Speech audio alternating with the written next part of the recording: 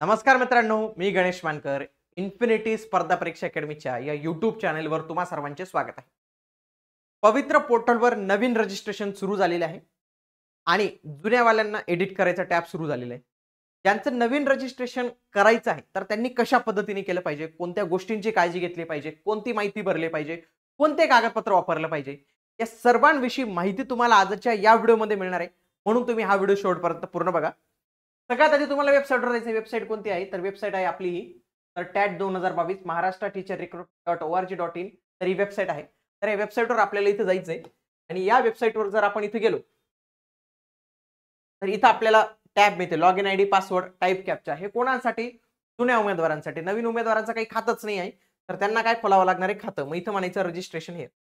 तर मेन तुमचा टॅटचा roll number जो आहे, रजिस्ट्रेशन नंबर जो आहे तर तो टाकायचा आहे आणि टॅट डिटेल्स तर ते चेक करायचे. आता आपण वन बाय वन करून सर्व डिटेल जे आहेत तर ते व्यवस्थित पद्धतीने बघून घेऊया.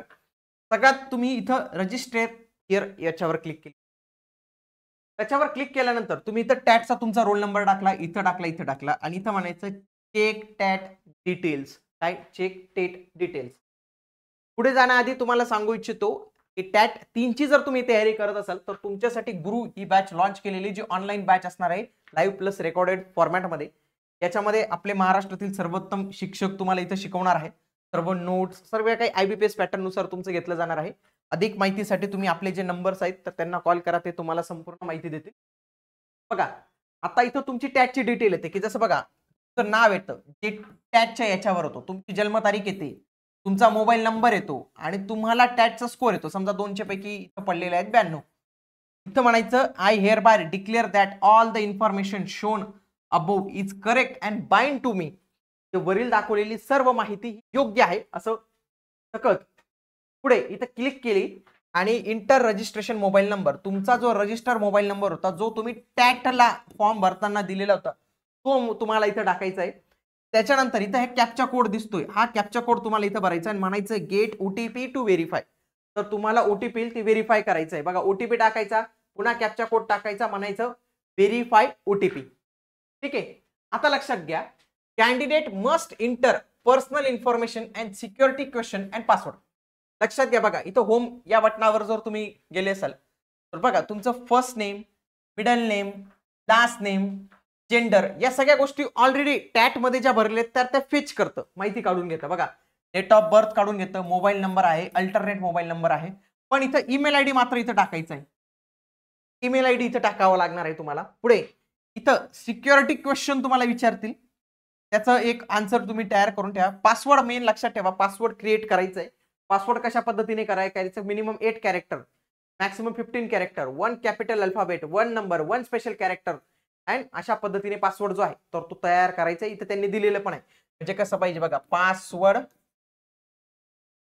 @123. उमेदवार हाच पासवर्ड म्हणून यूज करतात, तसं नाही तर तुम्ही तुमच्या पद्धतीने हे जे पासवर्ड आहे तर ते तयार करू शकतात. इथं हा परत कॅप्चा कोड तुम्हाला इथं टाकायचा आहे आणि इथं म्हणायचं रजिस्टर. रजिस्टर म्हटल्यानंतर बघा तुम्हाला येईल की डिअर तुमचं नाव आणि यू हॅव रजिस्टर्ड सक्सेसफुली आणि तुमचा लॉग इन आयडी जो आहे तर तो तयार झाला. आणि इथं तुम्ही प्रिंट पण काढून ठेवा. पुढे आपल्याला काय करायचंय? Proceed to log in. Log in करायला पुन्हा त्या वेबसाईटवर जायचं. वेबसाईटवर गेल्यानंतर इथं तुमचा टॅगचा जो नंबर आहे तो टाकायचा, पासवर्ड टाकायचा, कॅप्चा कोड टाकायचा आणि लॉग इन म्हणायचं. आता तुम्हाला लॉग इन करता येणार आहे. लॉग इन केल्यानंतर आता खरी मेहनत जी आहे तर ती सुरू होणार आहे, कारण की आता आपल्याला ऍप्लिकेशन फॉर्म भरायचं. बघा इथं दिसतं ऍप्लिकेशन फॉर्म स्टेटस इनकम्प्लीट. इथं म्हणायचं proceed to fill application form. Application form fill करण्यासाठी मग इथं बघा check your personal detail TAT 2022 exam. You can change only your marital status and number of children and email ID. एवढं change करू शकतात. बघा इथं ऑलरेडी तुमचं नाव, पहिलं नाव, middle name, last name, date of birth हे येतं. आधार कार्ड नंबर तुम्ही टाकू शकता. टोटल नंबर ऑफ चिल्ड्रन टाका, मॅरिटल स्टेटस टाका. टॅटचे मार्क ऑलरेडी घेतं, तुम्हाला टाकायची गरज नाही. मोबाईल नंबर तुमचा ऑलरेडी येतो, ते काही करायची गरज नाही. ईमेल आयडी तुम्ही इथं टाकू शकतात. मेन जो इथं आपल्याला माहिती भरायची ते म्हणजे काय भरायचे? तुमचा फोटो आणि साईन अपलोड करायचे. फोटो साईन पण कसा पाहिजे? Not exceed 100 KB. 100 KBच्या आतच तुम्हाला जे आहे तर ती पाहिजे. दोनच फॉर्मॅट चालणार आहेत. एक चालणार आहे JPG, दुसरा चालणार आहे JPEG. जे कोणी PNG ते WEP असा काहीतरी एक फॉर्मॅट असतो, PDF असतं, हे काहीच जे आहे तर ते चालणार नाही. इथं लक्षात घ्या, इथं फक्त JPG चालणार आहे, ते पण 100 KBच्या आतचं. पुढे आहे तुम्हाला तुमचे ऍड्रेस टाकायचे. ऍड्रेसच्या डिटेल्स जे आहेत तर त्या टाकायचे, जसं की address line, state, pincode, district, address line, taluka, village, same as correspond म्हणून तोच address as it is copy होऊन जाईल. पुढे तुम्हाला तुमचं डोमेसाईल, कॅटेगरी सर्टिफिकेट या सगळ्या गोष्टी ज्या आहेत तर ते लावावं लागणार आहेत. याच्यामध्ये जी फाईल असेल, फॉर एक्झाम्पल कॅटेगरीचं सर्टिफिकेट आपल्याला अपलोड करायचं आहे, तर त्याची फाईल 500 KB पर्यंत चालणार आहे. 500 KB पर्यंत 3 फॉर्मॅट दिलेले आहेत. एक जेपीजी चालेल, JPEG हा फॉर्मॅट चालणार आहे. पुढे तुमचा पीडीएफचा जो फॉर्मॅट आहे तो चालणार आहे. इथं आलं लक्षात बघा, JPG, JPEG, PDF फॉर्मॅट हे 3 फॉर्मॅट चालतील आणि इथं 500 KB पर्यंत चालणार आहे. आलं लक्षात तुम्हाला, 500 KB पर्यंत या सगळ्या गोष्टी इथं चालू शकतात. बघा कॅटेगरी डिटेल्स मध्ये डोमेसाईल इथं यसच म्हणायचं तरच करू शकतो, नो वाल्यांना तर भेटणारच नाही. Certificate number, certificate issue date आणि सर्टिफिकेट अपलोड तुम्हाला करायचंय. कसे अपलोड करायचे तर ते मी तुम्हाला सांगितले की त्या फॉर्मॅटमध्ये पाहिजे. पुढे कॅटेगरी ऑफ अप्लिकेंट म्हणजे OBC, SC, ST, caste certificate number, caste certificate issue date आणि अपलोड सर्टिफिकेट. पुढे नॉन क्रिमिलियर, ओबीसी वाल्यांना, NT वाल्यांना नॉन क्रिमिलियर लागेल, तर हे इथं व्यवस्थित पद्धतीने तुम्ही नॉन क्रिमिलियर सर्टिफिकेट अपलोड करू. पुढे applicant can enter the detail and view the certificate uploaded, म्हणजे इथून काय करायचं, सर्टिफिकेट अपलोड केल्यानंतर इथं ऑप्शन येतो व्ह्यू सर्टिफिकेट. इथून व्ह्यू सर्टिफिकेटवर क्लिक करून तुम्ही बरोबर सर्टिफिकेट अपलोड केलंय का नाही ते एकदा तुम्ही चेक केलं पाहिजे.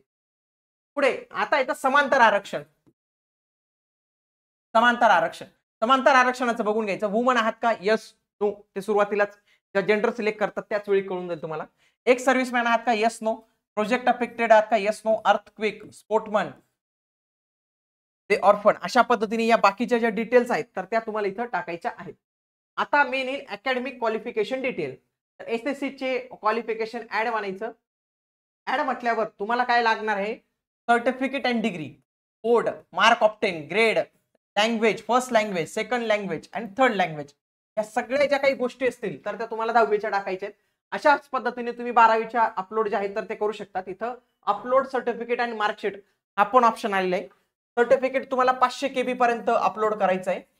JPG, JPEG आणि PDF अशा तिन्हीच फॉर्मॅटमध्ये ते पाहिजे आहे. अशाच पद्धतीने 12वीचे तुम्ही टाकलेले आहेत.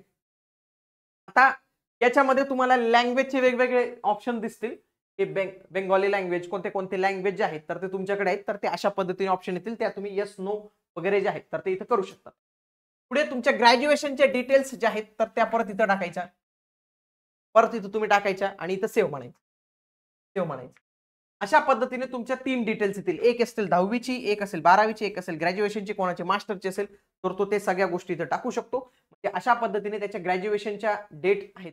पण त्यांनी काय म्हटलेलं आहे की तुमचं शिक्षण 12/2/2023 पर्यंत ज्या काही गोष्टी कंप्लीट असतील तेच टाका. त्याच्यानंतर कोणी मास्टर केलं असेल, कोणी PhD केली असेल, कोणी काय केलं असेल, त्यांना काही घेणं देणं नाहीये. पण 12/2/2023 च्या आधी असलेलेच कन्सिडर जे आहे तर ते केलं जाणार आहे क्वालिफिकेशन. आता पुढे डिप्लोमा ज्यांचं जे आहे तर ते डीएड झालं असेल, बीएड झालं असेल तर याची माहिती आता तुम्हाला इथं टाकायची आहे. तर इथं ही माहिती बघा, डीएड ची माहिती, ही संपूर्ण डीएड ची माहिती जी आहे तर ती तुम्हाला इथं भरायची आहे. बाकीचे बीएड ची पण माहिती इथून जी आहे तर ते भरू शकतात.